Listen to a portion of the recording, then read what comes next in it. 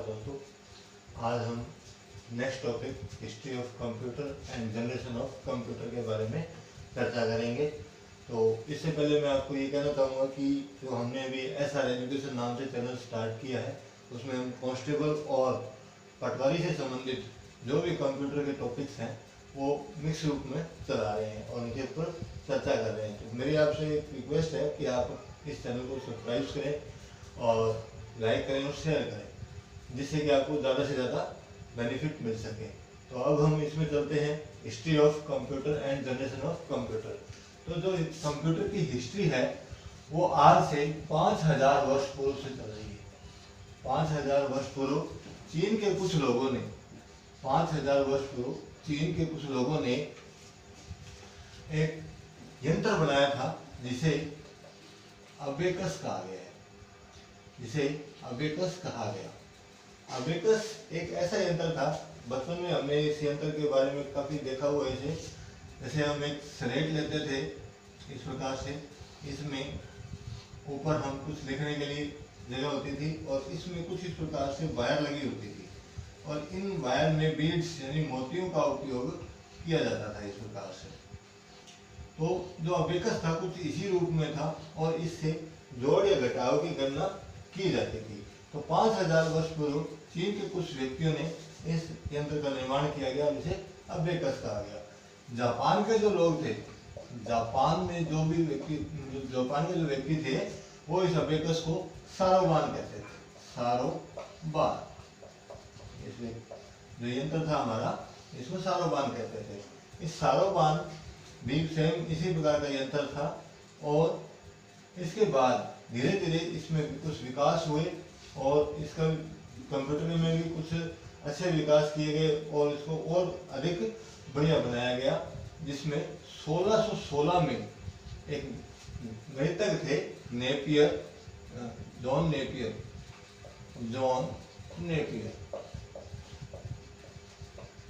1616 में एक गणितज्ञ थे जॉन नेपियर। इन्होंने नेपियर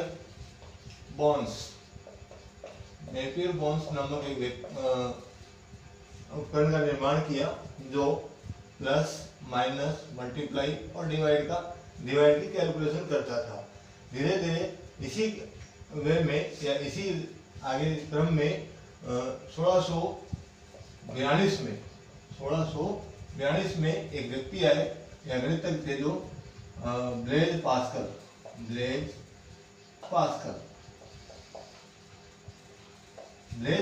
ने पास्कलाइन नामक उपकरण का आविष्कार किया, जो कि प्लस माइनस के ऊपर कार्य करता था, जो 10, 100 या 1000 संख्याओं तक प्लस माइनस का कार्य करता था। अब पास्कलाइन जो बना था इस उपकरण को प्रथम मैकेनिकल कंप्यूटर कहा गया था। ये फर्स्ट यांत्रिक कैलकुलेटर था जिसमें ऐड और माइनस के जो क्रियाएं होती थी उनको किया जाता था। इसके बाद जो कंप्यूटर के पितामह कहा जाते हैं चार्ल्स बबेज, उन्होंने 2 यांत्रिक यंत्रों का निर्माण किया।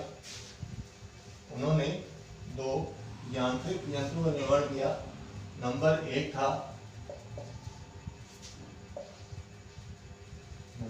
था अपना डिफेंस इंजन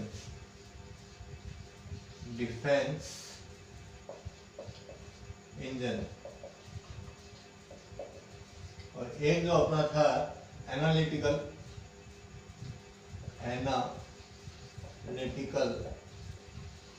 इंजन। इन 2 यांत्रिक जो डिवाइस थे इनका जो आविष्कार किया था चार्ल्स बबेज ने किया था और इनका जो आविष्कार है वो 1822 ईस्वी में इनका आविष्कार किया गया। इसके बाद धीरे धीरे इस चार्ल्स बेबेज से कुछ क्वेश्चन पूछे जाते हैं। पहला क्वेश्चन ये पूछा जाता है कि कंप्यूटर का पितामह, कंप्यूटर का पितामह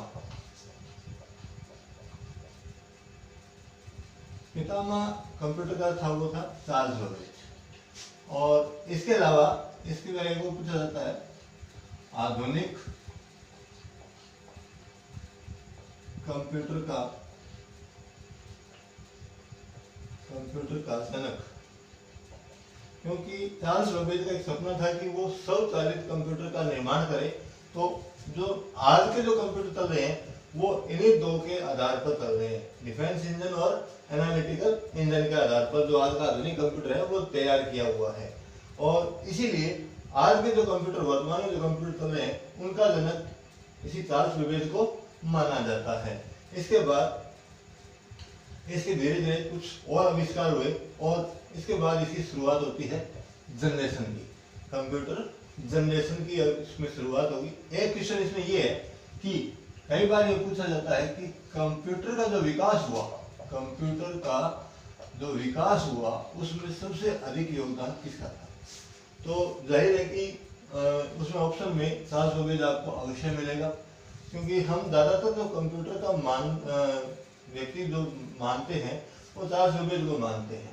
और इसमें ऑप्शन में हमें चार्ल्स बेबेज मिलता है, लेकिन कंप्यूटर का जो विकास हुआ उसमें सबसे अधिक योगदान था जॉन वॉन न्यूमैन का। जॉन वॉन न्यूमैन का जो था वो सबसे अधिक योगदान था। इसलिए अपने को ध्यान रखना है कि जॉन वॉन न्यूमैन वो व्यक्ति थे जिन्होंने कंप्यूटर का विकास सबसे अधिक किया। चार्ल्स बेबेज सिर्फ पितामह कहा जाते थे या आधुनिक कंप्यूटर के जनक कहा जाते थे। अब अपने इसमें पढ़ते हैं जनरेशन, यानी किस जनरेशन में किस प्रकार के कंप्यूटरों का निर्माण हुआ। सबसे पहले चलते हैं अपने 1 नंबर जनरेशन पर, जिसको हम प्रथम पीढ़ी या फर्स्ट जनरेशन कहते हैं। जो प्रथम, अब इसमें जो इनकी पीढ़ियां आई या इनकी जो जनरेशन आई उसके जो टाइम है, जो समय था इनका, उसमें काफी ज्यादा असमानताएं हैं। कोई किताब इसमें कुछ बताएगी, कोई कुछ। तो ज्यादातर जो इसकी पहली जो पीढ़ी थी वो 1942 से लेके 1955 तक थी। इसमें काफी डिफरेंस मिलेगा आपको। तो जो डिफरेंस है ये आपके क्वेश्चन में बहुत कम आता है, बहुत कम बार पूछा जाता है कि प्रथम पीढ़ी या द्वितीय पीढ़ी या जो भी पीढ़ी है उसको या वो किस समय में प्रारंभ हुई थी। तो इसका जो प्रारंभ है वो 1942 में हुआ और ये 1955 तक चली। अब इस पीढ़ी में क्या क्या चीज हुए, देखो इसमें सबसे पहले जो चीज उपयोग हुई वो हुई थी वैक्यूम ट्यूब। वैक्यूम ट्यूब उपयोग हुई थी।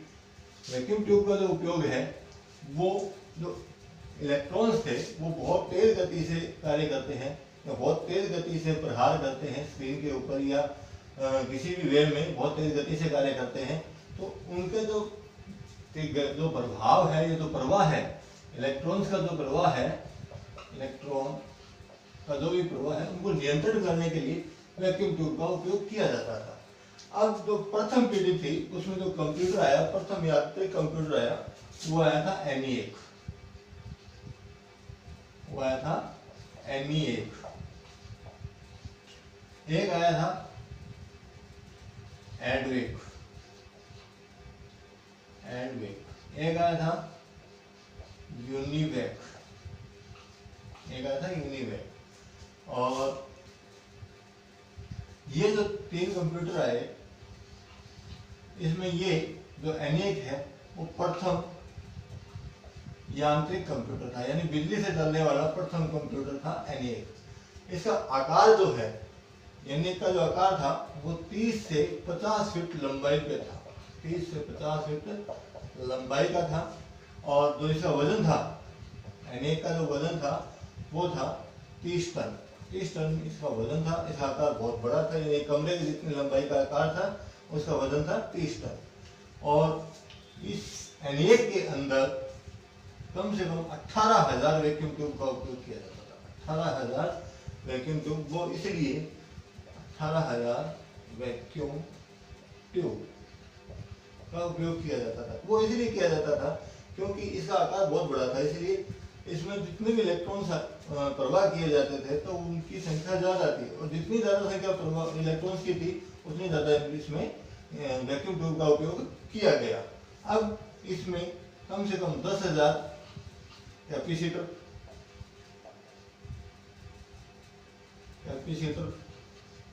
और लगभग 70,000 रजिस्टर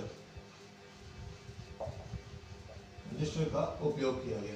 ये क्या है, जो कैपेसिटर है और जो रजिस्टर है वो ऐसा ही मेमोरी होती है, कंप्यूटर की ऐसा ही मेमोरी होती है, कुछ समय के लिए डाटा को सेव में रखती है। तो इस प्रकार से इसमें ये दो उपकरण भी उपयोग किए गए। अब ये जो उपकरण थे ये बहुत ज़्यादा हीट करते थे और बहुत ज़्यादा इलेक्ट्रिसिटी का उपयोग भी करते थे। माना जाता है कि जो एनएक था वो एक समय में या एक दिन में 1,50,000 यूनिट 1,50,000 यूनिट बिजली की खपत करता था। तो ये थी एनएक की जानकारी। अब कई बार क्वेश्चन आता है एनएक की फुल फॉर्म, तो ये था electronic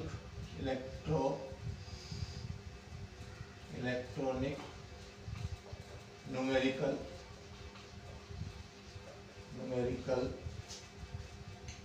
integrated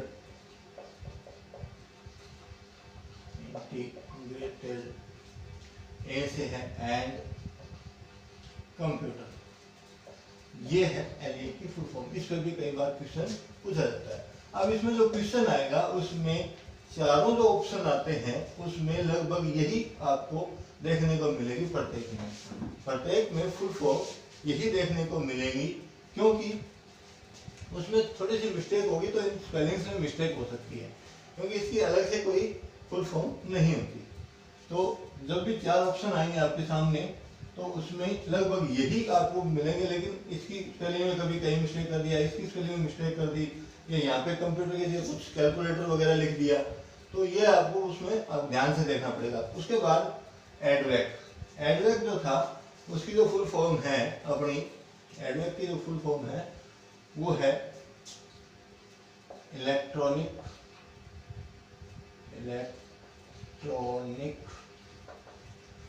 discrete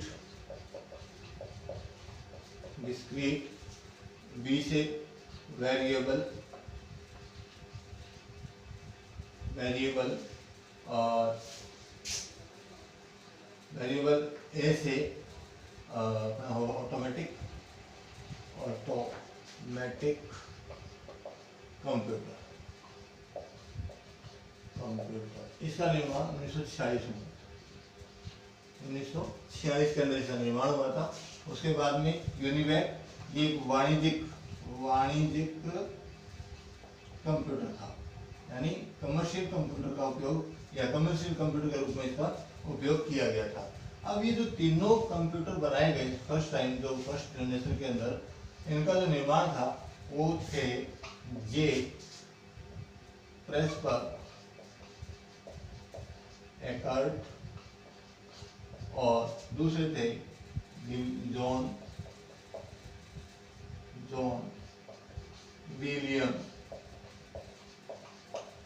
William Mothli. इन्होंने इन तीनों कंप्यूटरों का निर्माण किया था। और एनए का निर्माण जो हुआ था वो पेंसिल्वेनिया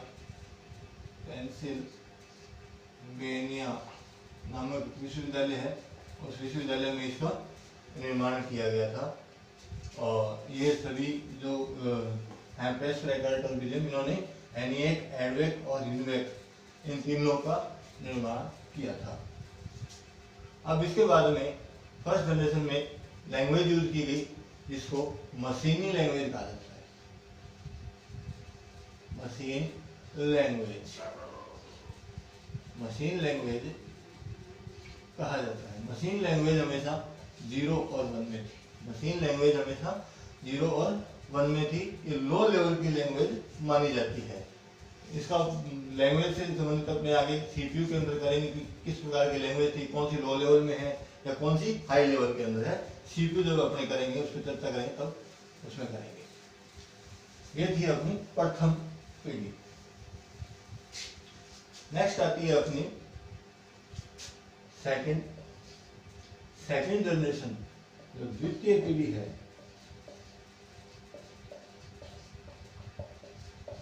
द्वितीय पीढ़ी में जो उपयोग हुआ उसका नाम था ट्रांजिस्टर। ट्रांजिस्टर का उपयोग हुआ। ये मोबाइल में या जब आप मदरबोर्ड में प्लेट्स देखते हो, मदरबोर्ड को देखते हो, तो उसमें कुछ इस प्रकार की आकृति के ट्रांजिस्टर्स होते हैं, जिनकी इस प्रकार से 3 लाइट्स होती हैं। वो एक बोर्ड के ऊपर उनको स्थापित किया जाता है और ये ट्रांजिस्टर उपयोग किए जाते हैं, अलग अलग कार्यों के लिए उपयोग किए जाते हैं। कई ट्रांजिस्टर होते हैं जो इलेक्ट्रिसिटी से संबंधित होते हैं, कई रजिस्टर्स भी होते हैं इनमें। तो इनका जो उपयोग है वो क्या है कि मदरबोर्ड की प्लेट पे किया जाता है। और जब द्वितीय पीढ़ी के कंप्यूटर आए तो उसमें हजारों की संख्या में ट्रांजिस्टर का उपयोग किया गया। इन ट्रांजिस्टर को विलियम शाक्ले नामक व्यक्ति ने बनाया था 1947 के अंदर, इनका निर्माण किया था। और जो सेकंड पीढ़ी आई थी इसमें मैग्नेटिक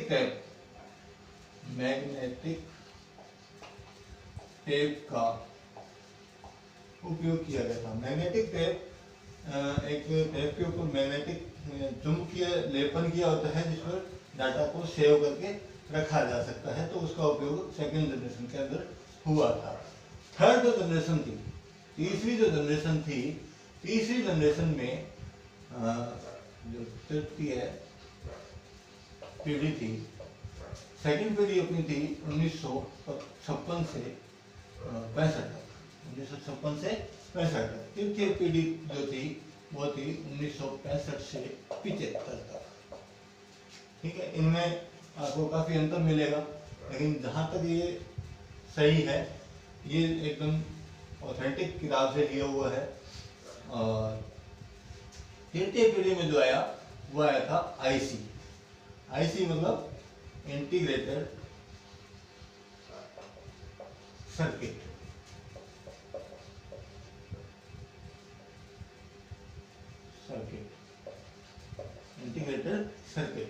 इंटीग्रेटेड सर्किट में क्या हुआ, जो आईसी बनाई गई उसमें हजारों की संख्या में ट्रांजिस्टर का उपयोग किया गया था।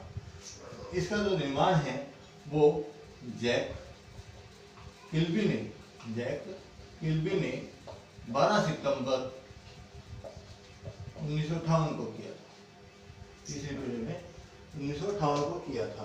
अब इस पीढ़ी में, तीसरी जो पीढ़ी थी, इसमें क्या है, बेसिक नाम से एक लैंग्वेज का उपयोग किया गया था। बेसिक नाम से लैंग्वेज थी एक, जिसका फुल फॉर्म है बिगिनर्स और पर्पस सिंबॉलिक इंस्ट्रक्शंस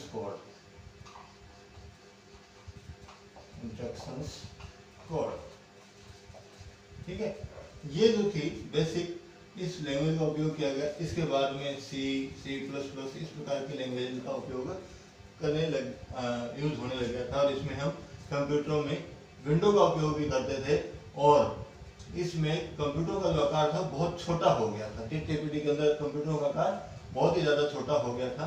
धीरे धीरे इस पीढ़ी में भी विकास हुआ, और जो पीढ़ी आई वो आई चौथी पीढ़ी, यानी चतुर्थ पीढ़ी।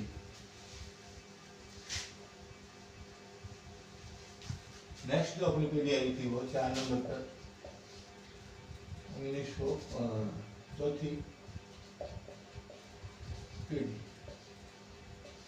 1974 के बाद थी। इसका अभी लास्ट टाइम कंफर्म नहीं है। और जो 1975 के बाद में चौथी पीढ़ी थी। वर्तमान समय में जो है वो 5वीं पीढ़ी के कंप्यूटर्स माने जाते हैं, और उनमें एआई आर्टिफिशियल इंटेलिजेंस का उपयोग किया जाता है। अब जो चौथी पीढ़ी थी उसमें क्या हुआ, माइक्रो प्रोसेसर का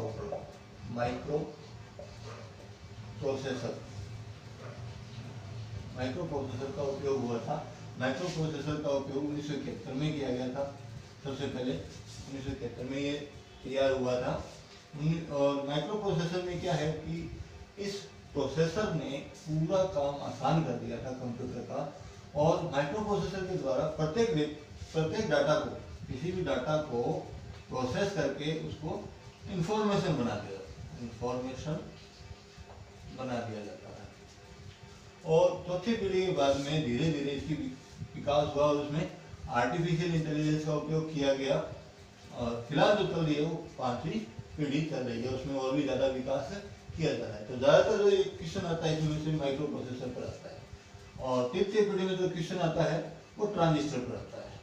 तृतीय पीढ़ी में किस डिवाइस का उपयोग किया गया था, और फर्स्ट पीढ़ी में जो क्वेश्चन आता है वो वैक्यूम ट्यूब पर क्वेश्चन आता है। तो ये थी हमारी जनरेशन ऑफ कंप्यूटर। तो आज के लिए थैंक्स, और मैं ये कहना चाहूँगा कि आज जो मैंने पढ़ाया वो आपको कैसा लगा कमेंट बॉक्स में जरूर बताइएगा, और कंप्यूटर से संबंधित कोई भी क्वेश्चन आप कमेंट बॉक्स में जरूर लिखें। Thank you.